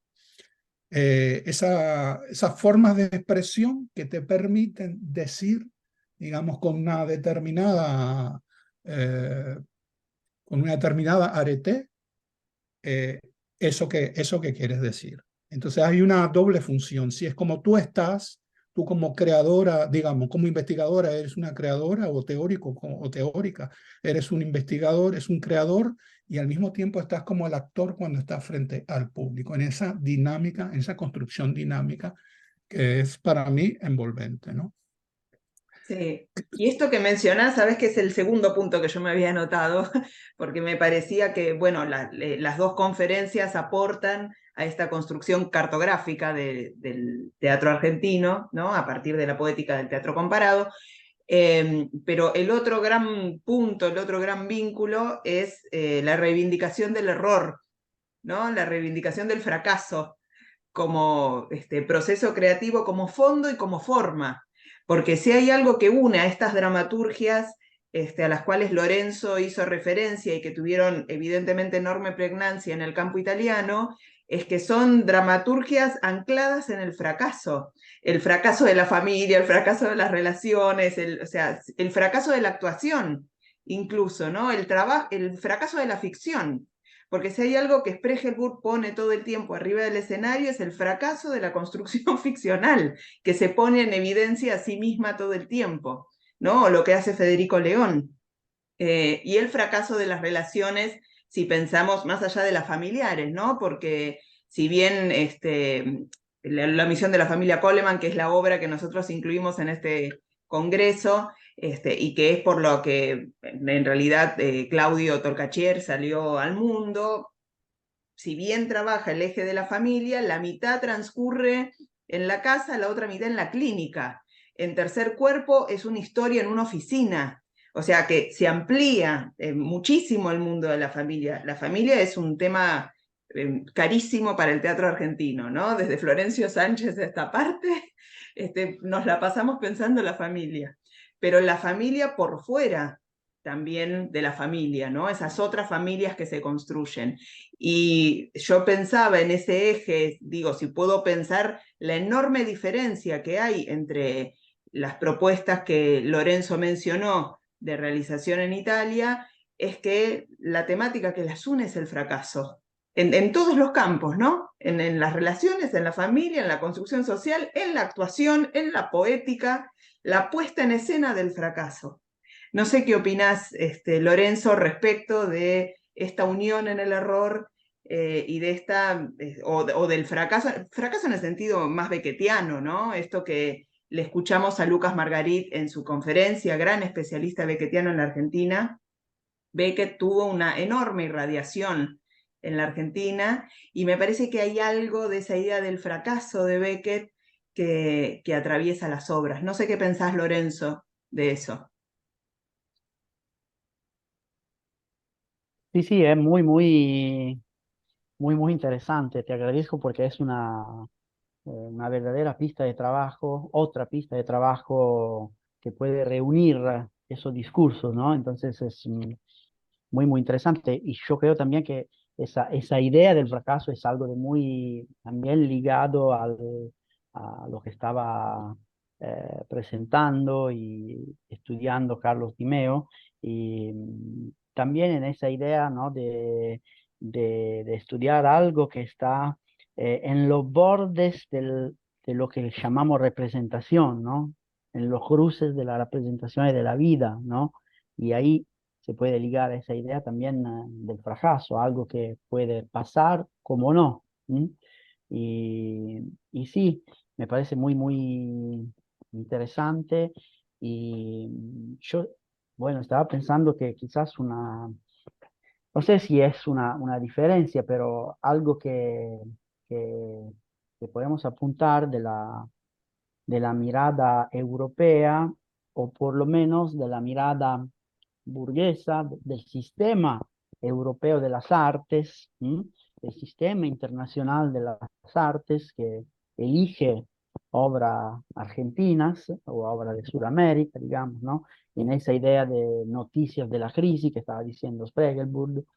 Um, bueno, seguramente hay una mirada burguesa, alto burguesa, hegemónica, que obviamente todos la sentimos, no es solamente una mirada europea, esta es una mirada de los poderes, ¿no? Que considera al teatro, en general el arte, como algo de para nada importante, como algo de frívolo, como algo que no es importante ocuparse de eso. Entonces, no se puede responder a la crisis con el teatro ni con el arte, son cosas de infantiles, ¿no?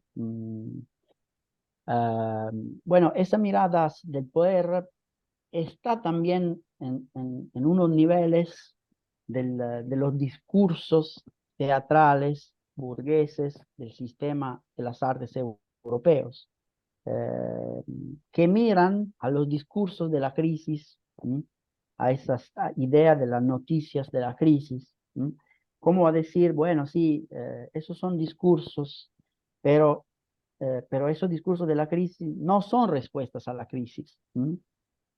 Ellos hacen teatros, nosotros hacemos teatros, pero no se puede responder a la crisis con el teatro. Yo creo que también al centro del sistema teatral burgués hay ese pensamiento, ¿no?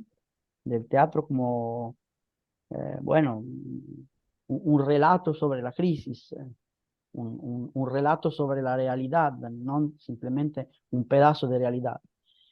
Me parece que lo que es diferente es que para, bueno, lo que yo conozco de los teatristas argentinos, de las vidas de los teatristas argentinos, eso sí, se parecen a las vidas de los teatristas independientes más pobres que hay en Italia en ese momento, ¿no? Entonces, no son las respuestas a la crisis, los relatos del teatro, pero son una manera de responder a la crisis. Eso sí. Eh, y entonces sí, no sé, me salió esto después tu comentario sobre el fracaso, ¿no? Pero Sí, bueno, Mauricio Cartún dice mm, construcción de mm, subjetividades alternativas, ¿no? ujú, Esa es una ujú, respuesta a la crisis, inventarse claro, otra manera de estar en el mundo y claro, relacionarse con la gente. Si no ujú, pensamos por la sí, sí, imaginación, no podemos concretar si no claro, sabemos a dónde apuntamos, ¿no? Me parece que ese ideario de la revolución, el mayo francés, de la imaginación al poder, tiene que ver con la posibilidad de pensar otros mundos más allá del que estamos, porque si no, ¿qué otros mundos podemos construir si no los imaginamos primero? ¿No? Y el teatro, más allá de sus ficciones, sino por la manera de organizarse en el mundo, permite estas construcciones alternativas de el estar en el mundo, ¿no? ujú, ujú, Y hay otra cosa súper interesante que me gustaría saber, Carlos, cómo la vivís vos también, como teatrista, argentino-venezolano en Polonia, y Lorenzo, en esto que vos mencionaste de la asignación que nos dieron al teatro argentino, que es algo que dice mucho Spregelburg, ¿no? Y es que al principio, cuando él era más joven y empezaba a circular por los festivales alemanes, sobre todo, o austríacos, que él tiene un gran vínculo con la cultura sajona, no sabían muy bien cómo ubicarlo porque en la distribución de imaginarios en Argentina, las obras argentinas o tenían militares o tenían gauchos. Y los grandes pensamientos metafísicos, filosóficos, le corresponden al teatro europeo. Nosotros somos un teatro de coyuntura y en Europa se piensan las grandes ideas sobre el mundo. Y entonces aparecían obras como La Modestia, ¿no? Que vos mencionaste recién, en donde no estaría funcionando eso. O de las últimas producciones que nosotros le vimos acá, no sé si ya, ¿cómo se llama? Inferno llegó a Italia, pero seguramente en algún momento llegará. Esa división no estaría funcionando. Entonces, ¿qué pasa con eso en la escena italiana? Si hay un nuevo pensamiento alrededor de esa reconfiguración de áreas temáticas obligadas, de división del trabajo mundial, en la articulación del pensamiento, y cómo viviste vos ese proceso, Carlos, en Polonia. ¿A vos también te obligaron a hablar del petróleo y los militares en tus producciones artísticas? No sé si primero Lorenzo o yo, no sé. Como quieran, Lorenzo. como quieran. Bueno, eh, a ver,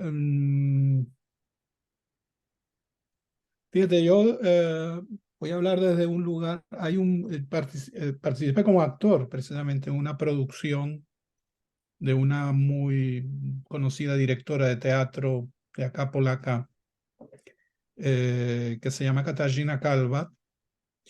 Y en un momento, el teatro polaco es un teatro, bueno, hay muchas cosas, pero digamos, hay un nivel de formalidad en la estructura y un nivel de, sí, de formalidad dentro de la estructura del teatro polaco que hace muy difícil que un extranjero ingrese dentro del sistema. Entonces ella en algún momento convocó un casting en el cual yo me presenté, y el casting era especialmente para actores o sí, creadores que vivieran en Polonia y que de alguna manera,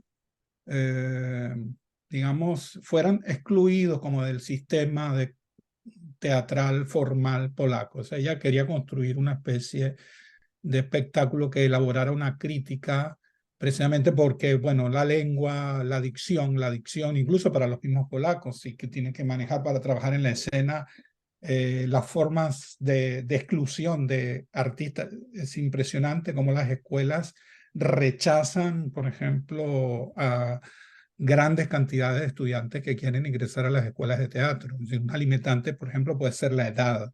¿Sí? Si alguien que quiera estudiar actuación, si pasa los 20 años, 22 años, ya está, no puede estudiar más, ¿sí? Porque no va a tener las condiciones para hacerlo, etcétera, ¿no? Bueno, son cosas realmente que no va a entrar en eso, pero el espectáculo consistía, era una especie de, a lo Vivitelas, claro, era una especie de biodrama, y entonces éramos 4 actores, 2 actrices y 2 actores, todos extranjeros, que, digamos, presentábamos como cada uno de su realidad.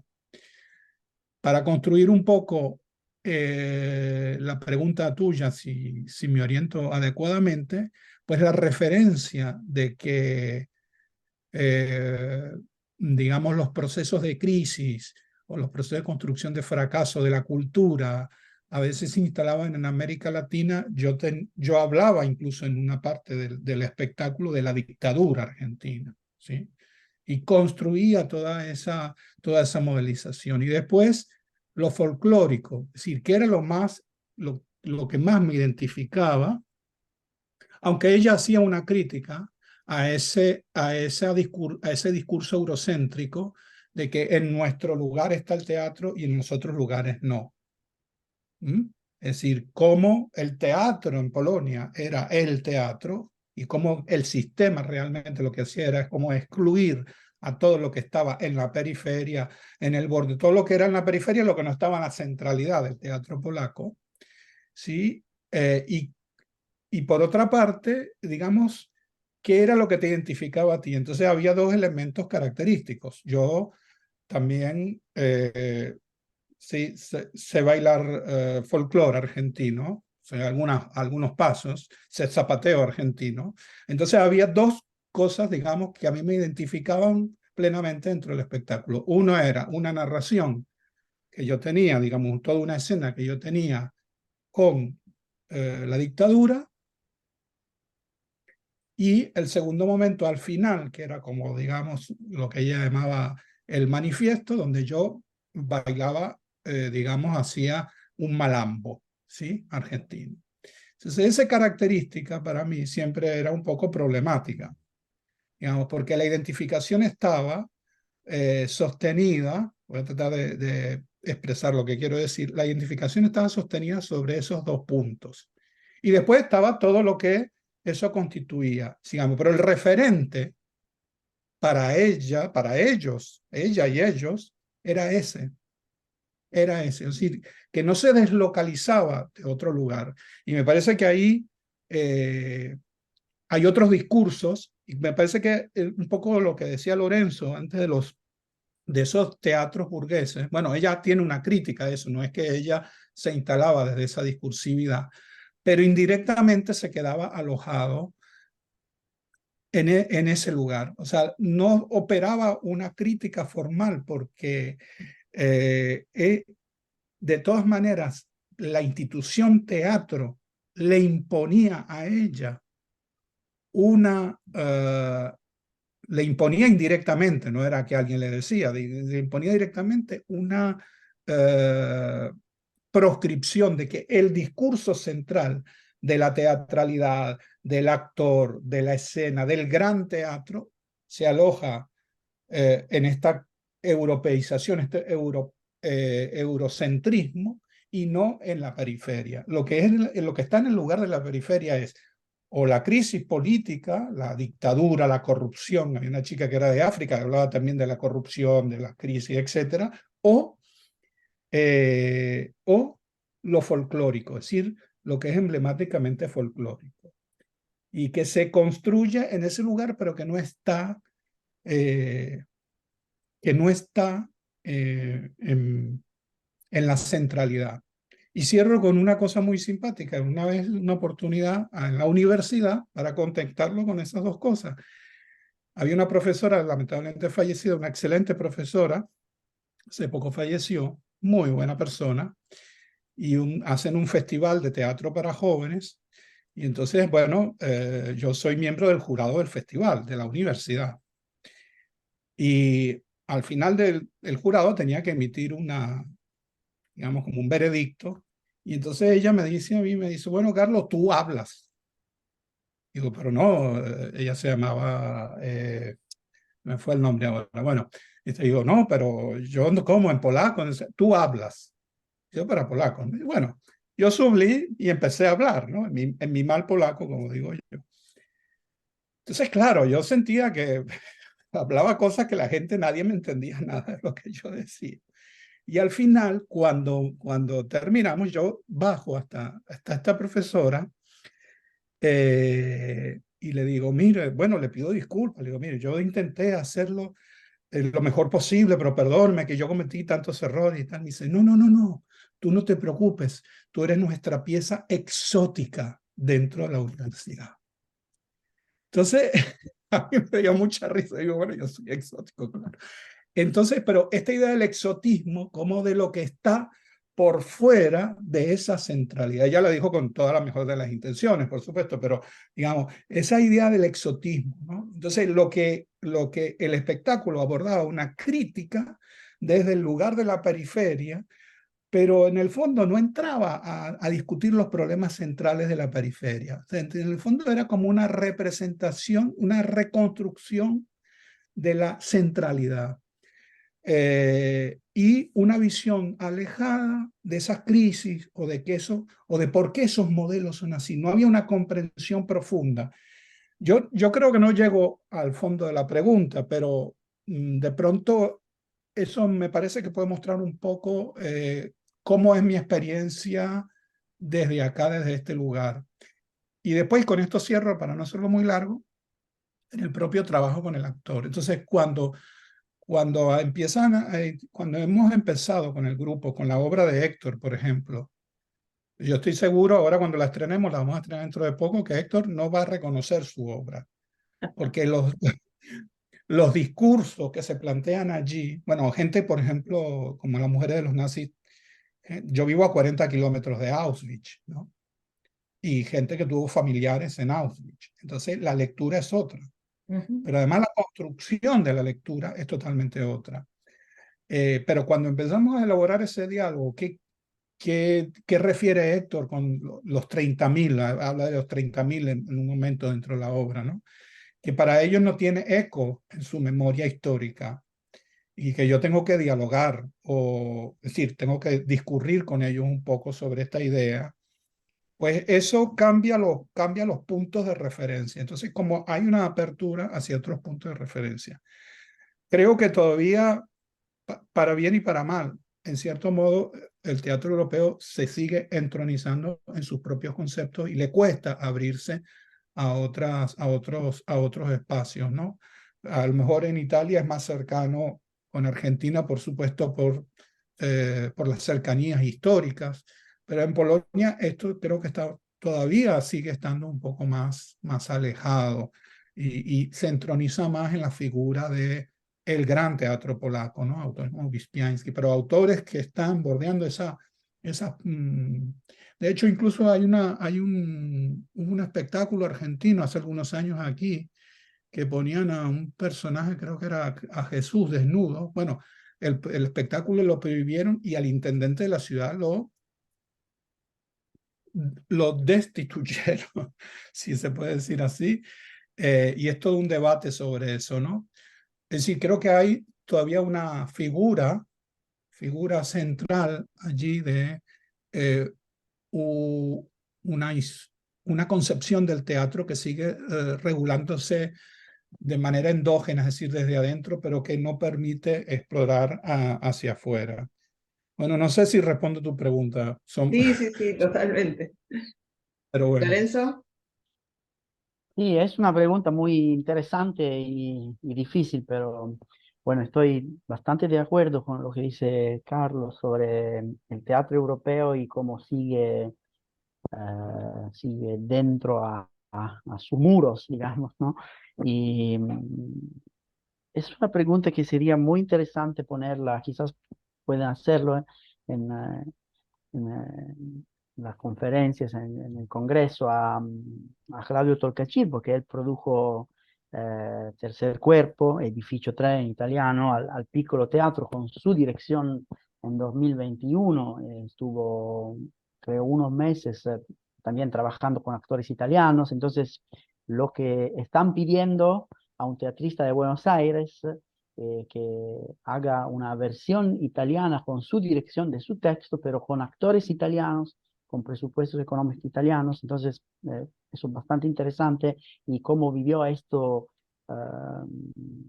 Torcachir después de las presentaciones de las obras, ¿no? Porque en el momento, claro, tiene que decir, todo es muy interesante, todo es muy, pero esa mirada alejada ahora podría ser muy interesante.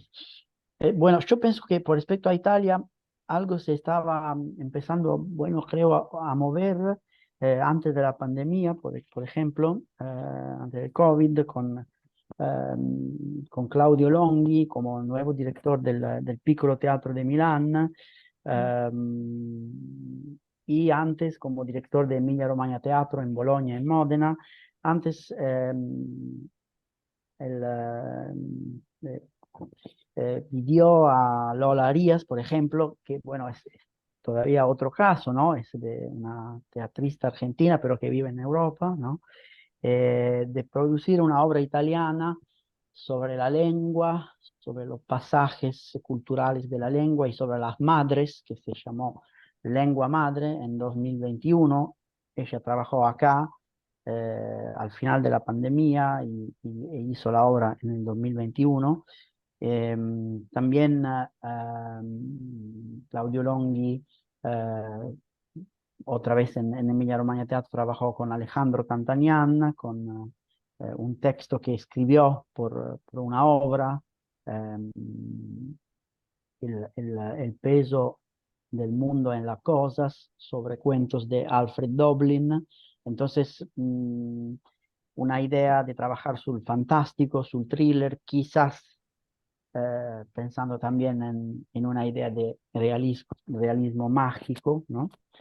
Entonces, yo podría decir esto, que quizás un pequeño paso es pedir una mirada sobre unos temas que Europa o Italia está reconociendo que los teatrantes de Argentina son especialistas de esos temas, ¿no? En ese caso, el desplazamiento, la lengua de las madres, o por ejemplo, los cuentos de realismo mágico, el fantástico. Entonces, no es una mirada que pide, háblame de tu crisis, es una mirada que está por lo menos empezando a decir, quizás ustedes pueden portar una mirada sobre unos temas más profunda de nosotros, quizás. Pero eso se un poquito interrumpió obviamente con la pandemia y con, claro, los presupuestos económicos de producción que son más altos, llevando de Argentina a Italia y viceversa. Entonces, pero sí, eso puede ser un proceso o algo que vamos buscando e indagando en los próximos años. Entonces, no hablar de la crisis, pero cuál es tu mirada periférica, digamos, en unos temas que vamos reconociendo como temas que se están tomados por la periferia, son más quizás profundos o hablados más profundamente. Sí, yo Quizás. no me atrevería a decir más profundamente, pero sí desde otro punto de vista, ¿no? Digo, es inevitable el giro subjetivista, creo que lo que nos legó a todos es saber que si bien el objeto se impone y existe, depende del punto de vista de lo cual lo estés mirando, ¿no? Entonces, no es lo mismo un país central que un país periférico como somos nosotros, no es lo mismo un teatro central como el de Buenos Aires que un teatro periférico como el de alguna provincia menos favorecida por los recursos económicos y recursos artísticos que tenemos en la Argentina, ¿no? Así que bueno, muy, muy interesante las conferencias. Carlos, Lorenzo, les agradezco muchísimo. La verdad que un placer tenerlos en el Congreso y como les decía antes, para el Congreso que viene esperamos tenerlos acá y llevarlos Ojalá. a todos los teatros que tenemos acá en Argentina. Bueno, Bueno, muchísimas gracias por participar. Muchas gracias. no, gracias a ti, Natacha, y a todos, por supuesto, a Jorge, a todos, a Teacom. Y bueno, y gracias también a Lorenzo, repito, por esa maravillosa diálogo y también exposición, sé que es muy interesante. Sí. Y gracias también por mi parte, fue realmente muy, muy interesante y también la exposición de Carlos y ese contexto de discusiones muy, muy, muy importante para nosotros europeos en ese momento, ¿sí? Muchísimas gracias. Hasta luego.